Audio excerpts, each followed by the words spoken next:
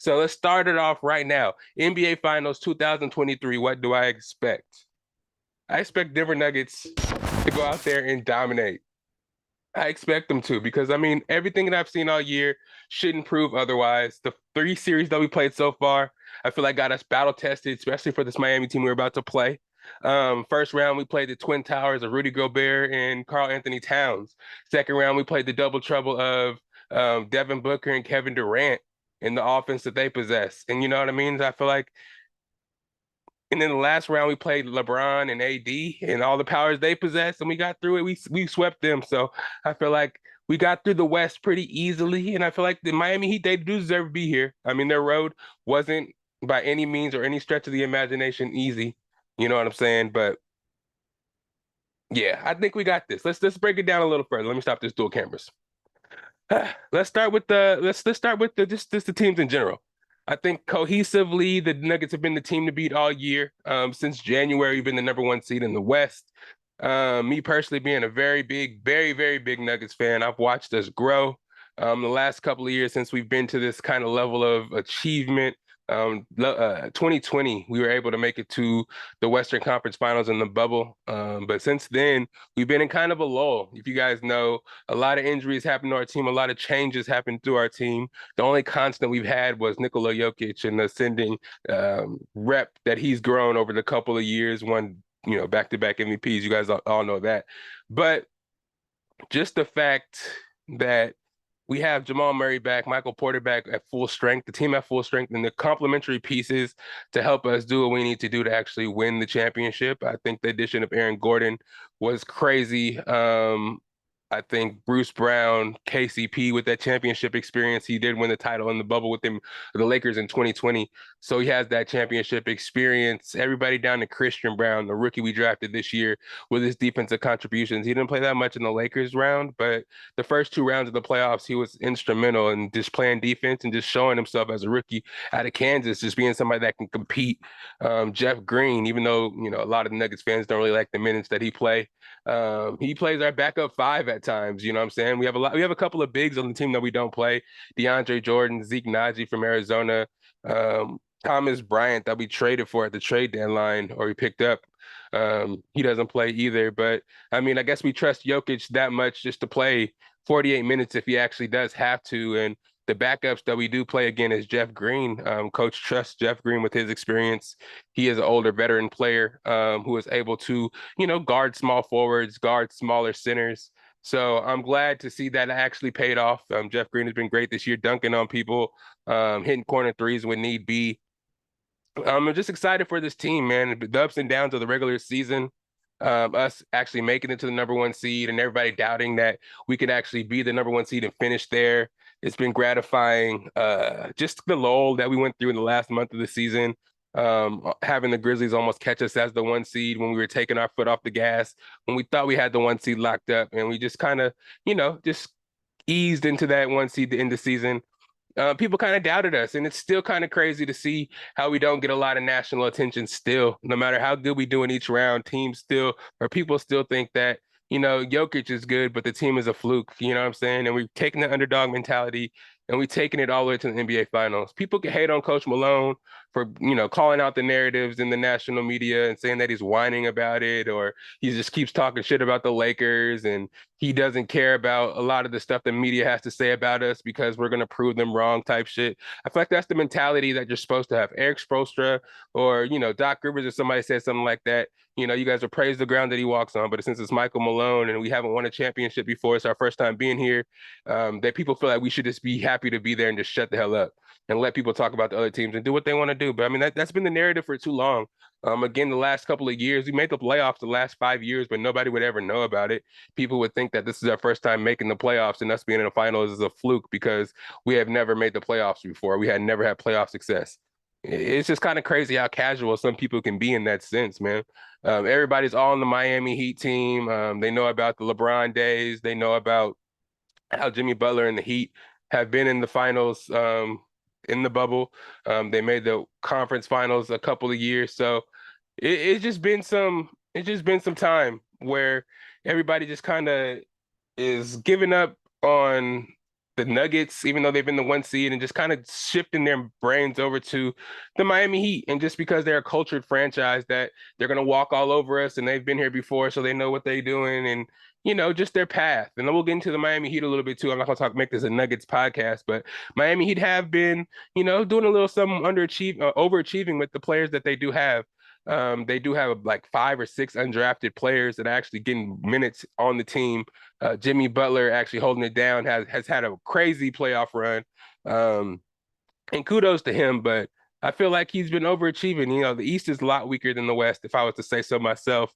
They did beat the one seed in the first round, being the 8 seed, of course. Also, they came from the play-in, where they almost lost to Chicago. Actually, lost to the Atlanta Hawks, and then almost lost to the Chicago Bulls to get put out of the playoffs. But they're actually able to make plays, and Jimmy Butler was able to carry the team in from the play-in to the 8 seed, and then help them beat the number 1 seeded Milwaukee Bucks, who everybody thought was going to win the championship.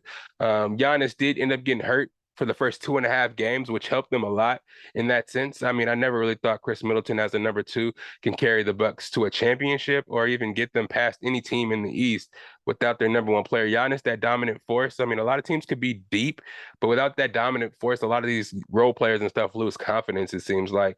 And without Giannis there, and them losing a couple of games, it shook their confidence, you know what I mean? And even when Giannis came back for a game after having that back injury, they didn't have enough to take out the Miami Heat, so they got past them. And then the second round, they played the young New York Knicks. So I feel like even though the Knicks were hot and thinking that they were going to actually come out there and do something against Miami because they're the 8 seed, they handle business there. The experience of the team, the players they have on the team know how to make shots in spots. I mean, Max Strus, Caleb Martin, Gabe Vincent have all been instrumental. All these guys I think they're all undrafted, and they just been on the team hitting threes when need be. Duncan Robinson's making an appearance. He played barely at all at the beginning of the playoffs or in the regular season.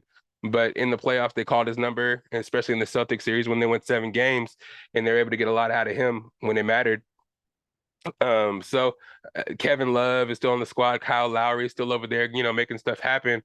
But I mean, I feel like matchup wise, I mean, again, let me not get off the road. They did beat the number 2 seeded Celtics as well. They did take a 3-0 lead, but it took them 7 games to beat them. So that alone just kind of shows that they're for the moment. But I feel like once a good team gets them that has enough talent that could put it all together, that they're susceptible to being beat. The Celtics, in my opinion, they're a good team, but I feel like they're not. Joe Mazzulla, new head coach, of course, with the Ime Udoka stuff happening last year.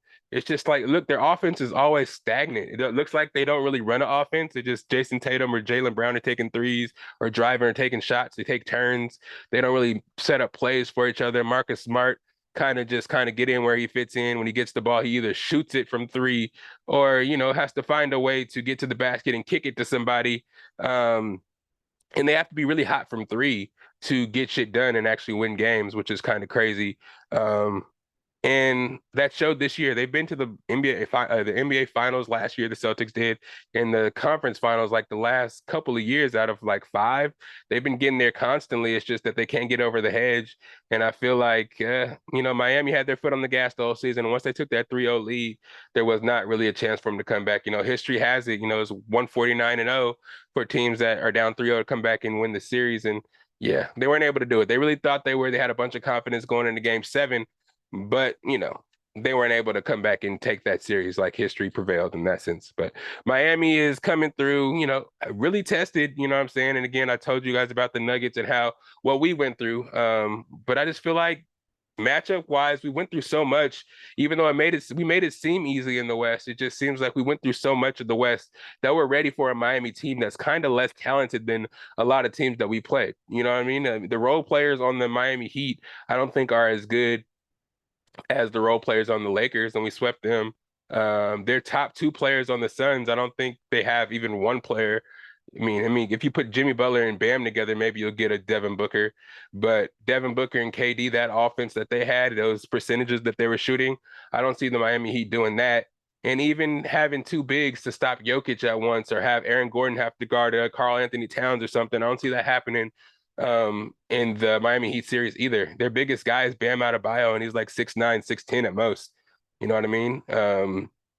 So let's get into these matchups because I'm talking shit now, but I'm just going to break down a little bit more to what I mean. I mean, like you got Jamal Murray. Who's going to guard Jamal Murray? You put Kyle Lowry on him, he's going to get cooked. I mean, Gabe Vincent, I don't know if he's as good as a defender to stop a player averaging 27 points in the playoffs right now, looking fresh coming back off that injury. And he's going out and he's ready for, he's looking for blood. He's trying to get that championship. He's trying to let people know he's not just playoff Murray. He's a player that is actually able to go and get buckets at all time. And this is who he is and what he's made of. And he wants to be like talked about with the upper echelon of the, shooting guards, point guards, whatever you want to call them, and he deserves that. You know what I mean? So I don't know who's going to necessarily guard him. We got Michael Porter Jr. at 6'10". I don't know who's going to guard him. Max Strus, is that what's going to happen? I don't know if that could happen. Aaron Gordon is also a big guy as well, 6'8", 6'9", muscly guy. I don't know if they have somebody to guard him. Is it going to be Caleb Martin? Is it going to be Gabe Vincent? They're huge. They're hella smaller compared to Aaron Gordon. He can get points in the paint, just muscle him out. And fucking who's going to guard KCP? You know what I'm saying? Our starting five: KCP, Jamal, MPJ, Jokic, and who am I missing? Oh, Aaron Gordon. So that five, I don't know if they're gonna be able to cover. Max Strus is who's gonna guard. Caleb Martin, who they gonna guard. Gabe Vincent, who they gonna guard. Jimmy Butler is probably gonna be guarded by Aaron Gordon, and I think that's a great matchup for Aaron Gordon. He's been our stopper on the best players on opposite teams for a while now. Put him up against Jimmy Butler. Just Jimmy Butler's not the fastest guy. He's not the best shooter in the world, but he's tricky. He has the footwork, and he can make difficult shots. If Aaron Gordon just makes his life difficult and just gets in front of him, even KCP gets in front of him, Bruce Brown just gets in front of him, put his hands up, and just don't get a bunch of foul calls, I think we'll be solid. Jokic is not the best defender, but Bam isn't really that big. And watching his last series against the Celtics, he was shooting all jump shots. He couldn't get no shots off against Robert Williams, and Robert Williams was making him work, scoring all over the place. So if Robert Williams can get buckets and score all over the Celtic or score all over the Miami Heat, I think Jokic is going to have a feast. I don't think anybody's going to be able to guard Jokic, so I don't know what's going to happen. They're going to have to try to double him. And if you try to double him, that means you're gonna leave somebody open for the three, and we have shooters all around. KCP can make a three, Michael Porter can make a three, Jamal can make a three, Aaron Gordon can make a three sparingly. Not great at shooting threes, but if you give him that short corner, he's gonna knock it down after a while. So you kind of have to pick your poison. And everybody's talking about the heralded zone that the Miami Heat can run, but again, excuse me, that's gross.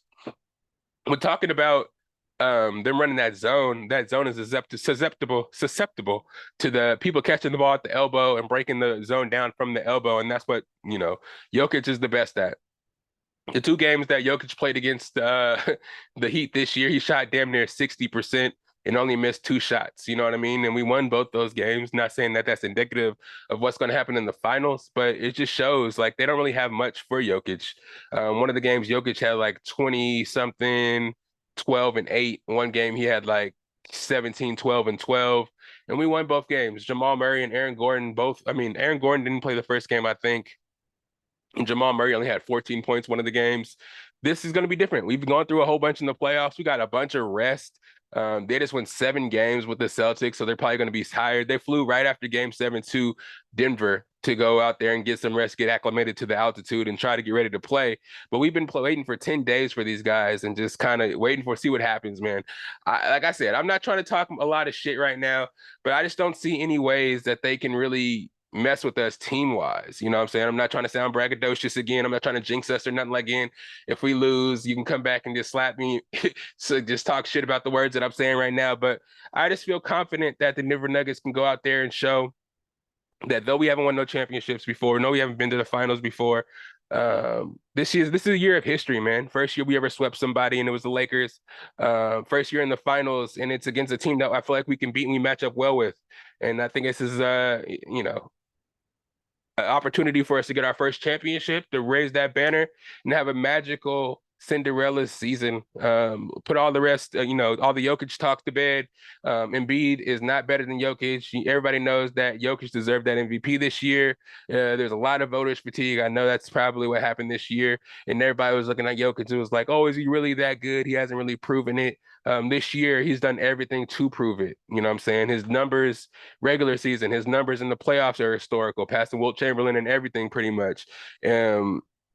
and he won the Western Conference MVP. He won the Western Conference as a 1 seed. So now he's going to the finals as a heavy favorite. And if he can actually handle his business, we're favored by 8 at home, and handle business in game one and show everybody that we're here to play and not really play, but we're here to play. You feel me? Then we can do it. We can show everybody that the Nuggets are here to stay. We're all young. We've been building. We don't need no super team. We don't need no superstars to jump on our team for actually us to win anything or us to, have credibility. We can do this, and I think we're gonna show that this year. Yeah, Jamal Murray healthy. Yoke. All right, Curry, don't be acting crazy. Y'all see her right here? She gonna try to do something crazy. I apologize, but she's trying to get out the room right now, and I'm not trying to let her out. But yeah, we're gonna see what happens. I'm excited to see. Game one is in Denver tomorrow. That's Thursday. I'm recording this on a Wednesday. So Friday, when you hear this, I either can be really happy or really sad because the results are gonna be out and we're gonna know what happened so far. But yeah, go Denver. Everybody out there hating, fuck y'all, because we don't, what y'all hating for? This is something that hasn't happened before. This is the start of something new, hopefully a new dynasty that we can have, let me not get ahead of myself again, but just a team that's built the right way. And they're all young and hopefully can stay together for a long time. I know this new Players Association, these new rules that are coming into effect could change some stuff as far as how high we can pay our players or our max players that we have on the squad. So that could change some stuff in the future. But for now, let's just get it, man. The Crunkies, they've been winning championships in all the other sports. Why not basketball? They got one in football. They got one in hockey. They about to get one in lacrosse. So you know what I'm saying? Why not add one for basketball? You feel me? Yeah, I'm excited, man. Just for the fact that there's a lot of hype behind the Miami Heat right now.